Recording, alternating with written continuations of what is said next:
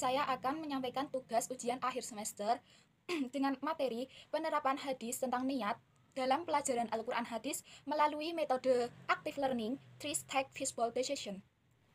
Sebelum saya menjelaskan materi penerapan hadis tentang niat dalam pelajaran Al-Quran Hadis melalui metode Active Learning 3-Step Fishbowl Decision, perkenalkan saya terlebih dahulu. Saya Fatihatul Ulia, NIM S1810310116 dari PGMIC Angkatan 2018, jurusan Pendidikan Guru Madrasah Ibtidaiyah, Institut Agama Islam Negeri Kudus. Ke pembahasan, ajaran Islam merupakan ajaran yang sangat penting dan mulia yang diturunkan oleh Allah Subhanahu wa Ta'ala bagi umat manusia untuk dijadikan sebagai pegangan hidup dan keyakinan yang benar sesuai dengan pemberlakunya Undang-Undang Nomor 20 Tahun 2003 yang telah mengantarkan pendidikan Islam sebagai pendidikan nasional, sehingga dikenal dengan baik bahwa sekolah berbasis agama Islam itu disebut dengan madrasah. Banyak orang yang menyebutkan bahwa madrasah atau lembaga pendidikan di tingkat dasar yang berbasis Islam ini merupakan lembaga pendidikan yang di dalamnya mengajarkan perpaduan antara ilmu-ilmu umum, ilmu agama Islam, dan lain sebagainya. Pendidikan agama Islam di Madrasah Ibtidaiyah terdiri atas 4 mata pelajaran, yaitu Al-Quran Hadis, Akidah Akhlak, Fikih, dan SKI, Sejarah Kebudayaan Islam. Tetapi di sini saya akan menjelaskan kaitannya materi Al-Quran Hadis, yaitu di MI pelajaran Al-Quran Hadis ini merupakan bagian dari pendidikan agama Islam atau disebut juga sering disebut PAI yang harus diajarkan oleh lembaga pendidikan berbasis Islami sebagai dasar lanjutan pendidikan dari lingkungan keluarga guna terbentuknya manusia yang bermanfaat, berakhlak mulia, serta bertakwa kepada Allah Subhanahu wa Ta'ala. Dengan demikian, pelajaran Al-Quran Hadis ini diharapkan mampu membantu siswa dalam memahami ajaran agama Islam serta ayat-ayat Al-Quran yang bersumber dari Allah dan hadis yang bersumber dari Nabi Muhammad. Hadis tentang niat dalam pelajaran Al-Quran Hadis, kita ambil dari judul tersebut, hadis tentang niat. Tetapi sebelum melakukan suatu perbuatan, hendaknya kita menata niat kita. Kita berniatlah untuk melakukan kebaikan. Karena apa?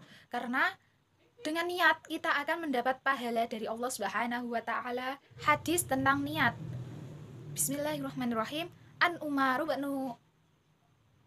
bin Khattab radhiyallahu an Rasulullah sallallahu alaihi wasallam qala innamal a'malu binniyat wa innamal likulli imri'in ma nawa. Rawahul Bukhari. Artinya, dari Umar bin Khattab radhiyallahu an berkata, sesungguhnya Rasulullah sallallahu alaihi wasallam bersabda, sesungguhnya sah atau tidaknya suatu amal tergantung pada niat, dan yang dianggap amal setiap orang itu adalah apa yang diniatkan. Hadis riwayat Bukhari Muslim. Niat yaitu menyengaja melakukan sesuatu yang diikuti dengan perbuatan. Niat tempatnya di dalam hati. Siapapun tidak akan mengetahui niat apa yang ada di dalam hati seseorang ketika ia mengerjakan sesuatu, kecuali dirinya dan Allah yang tahu.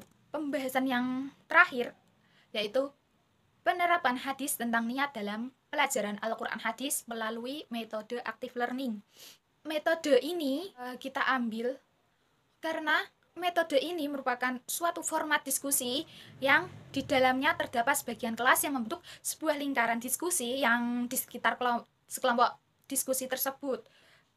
Adapun cara yang menarik dalam diskusi pembelajaran 3-Step Fishbowl Decision sebagai berikut.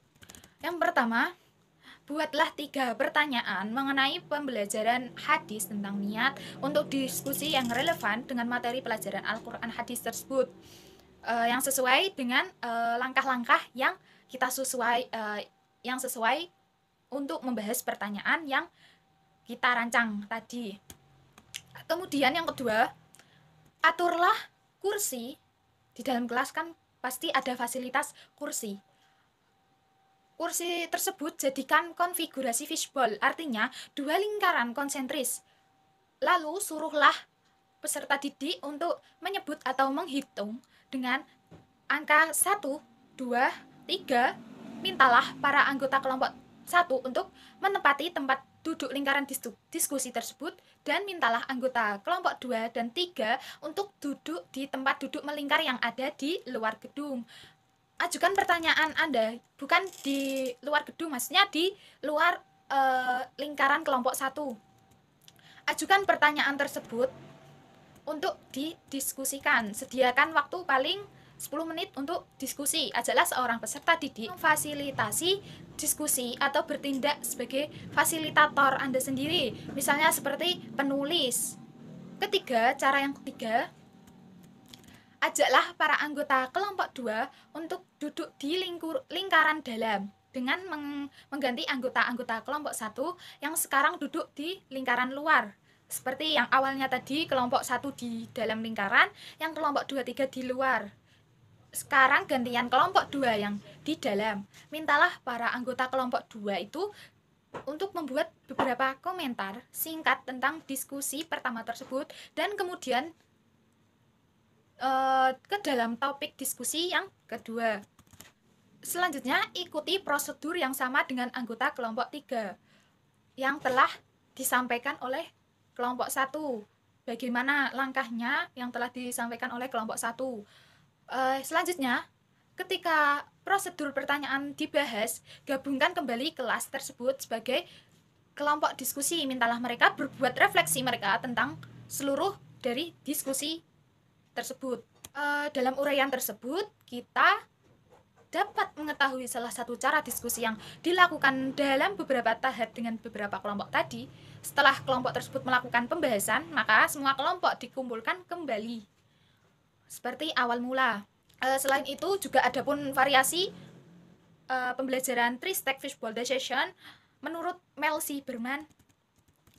Yang pertama, jika tidak mungkin membentuk lingkaran kursi, aturlah sebuah diskusi panel yang melingkar sebagai gantinya. Sepertiga kelas itu dijadikan penulis tiap pertanyaan diskusi. Para penulis tersebut bisa duduk di depan ruangan dengan menghadap sisa siswa dari kelas tersebut. Jika guru menggunakan sebuah susunan dengan berbentuk U, pola U, atau sebuah meja konferensi, tentukan satu sisi dari meja sebagai kelompok panel. Yang kedua, gunakan saja satu pertanyaan diskusi pada 3. Kalau kita keberatan atau mempersingkat waktu, kita bisa menggunakan satu pertanyaan saja, karena dalam diskusi itu tidak begitu cepat mendiskusikan pertanyaan tersebut. Pasti ada perdebatan, komentar apa dari kelompok. Ajaklah masing-masing kelompok itu sesuai urutan berikutnya untuk merespon diskusi kelompok yang sebelumnya. Variasi tersebut kita juga mengambil pendapat menurut Sujana. Kegiatan pembelajaran yang dilakukan kelompok-kelompok yang jumlah pesertanya semua anggota kelas, peserta didik juga dibagi menjadi 3 kelompok karena 3-stack, 3 kelompok. Maksudnya gini, kelompok lingkaran dalam dan kelompok lingkaran luar. Pada lingkaran dalam tersebut, peserta didik mendiskusikan suatu masalah, program, dan lain sebagainya. Sedangkan kelompok luar, para peserta didik menyaksikan dan mendengarkan hasil diskusi yang dilakukan oleh anggota-anggota kelompok yang di dalam. Apabila terdapat peserta dari lingkaran luar yang ingin berbicara dalam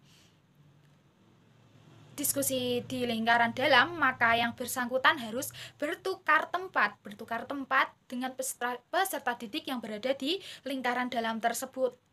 Untuk yang bersangkutan itu dapat memberi isyarat dengan menyentuh bahu temannya, gini ya. Kemudian peserta didik dari lingkaran luar pindah ke lingkaran dalam dan menempati tempat duduk teman yang disentuhnya tadi. Dan peserta didik dari lingkaran dalam pindah ke lingkaran luar dan menempati tempat duduk yang ada di lingkaran dalam. Hanya itu yang bisa saya sampaikan. Selain itu juga kami membuat RPP, tetapi tidak bisa diperlihatkan di video ini. Kita juga mengambil RPP kelas 4 semester 1, materi pokoknya hadis tentang niat, yang mana dalam pembelajaran itu terdapat KD yang pertama yaitu 1.4 meyakini bahwa niat merupakan syarat sahnya suatu ibadah. Yang kedua, 2.2, terbiasa memiliki niat yang benar dan baik dalam melakukan ibadah. Yang ketiga, 3.5, mengetahui arti hadis tentang niat riwayat Al-Bukhari dari Umar bin Khattab tentang inamal a'malu binniyat. Tadi sudah saya jelaskan hadis tersebut dan artinya secara lengkap. Yang ketiga, 3.6, memahami isi kandungan hadis tentang niat. Yang kelima, 4.5, menghafalkan hadis tentang niat riwayat Al-Bukhari dari Umar bin Khattab. Siswa dapat menghafalkan di dalam kelas maupun di rumah sebelum pembelajaran. Selain itu juga terdapat indikator dalam RPP. Yang pertama yaitu mengartikan hadis tentang niat. Yang kedua, menjelaskan isi kandungan hadis tentang niat yang di dalamnya isi kandungan tersebut terdapat pengertian niat. Yang kedua, menerangkan isi kandungan hadis tentang niat riwayat Al-Bukhari dari Umar bin Khattab. Yang ketiga, menghafalkan hadis tentang niat, membaca hadis tentang niat riwayat Al-Bukhari dari Umar bin Khattab. Setelah itu, siswa dapat menghafalkan hadis tentang niat tersebut. Selain itu juga dapat dalam RPP juga ada tujuan pembelajaran. Yang pertama, setelah mengikuti kegiatan mengamati, menanya, mengeksplor, mengasosiasi dan mengkomunikasikan, siswa mampu menjelaskan pengertian niat dengan benar yang sesuai dari buku teks. Yang kedua, menerangkan isi kandungan hadis tentang niat riwayat Al-Bukhari dari Umar bin Khattab dengan benar dan percaya diri. Yang ketiga, membaca hadis tersebut dengan lancar dan fasih. Yang keempat, menghafalkan hadis tentang niat itu dengan fasih. Materi pembelajaran hadis tentang niat ini padahal tadi sudah saya cantumkan di makalah, tetapi saya juga menyantumkan di RPP. Kita menggunakan metode pembelajaran ceramah. Maksudnya ceramah kita itu di dalam awal pembelajaran kita menjelaskan pengertian, menjelaskan hadis tadi, isi kandungan, peristiwa Rasulullah hijrah tadi, itu termasuk metode ceramah. Terus yang kedua, tanya jawab. Siswa yang belum paham bisa mengajukan pertanyaan sebelum menggunakan metode 3-step fishbowl decision. Drill dan demonstrasi itu tercakup dalam metode 3-step fishbowl decision. Dan hanya itu yang bisa saya sampaikan. Mohon maaf dan terima kasih apabila ada tutur kata yang kurang berkenan di dalam video yang saya sampaikan tadi. Mohon dimaafkan, dan mungkin masih banyak kekurangan. Sekian dari saya. Terima kasih lagi. Wassalamualaikum warahmatullahi wabarakatuh.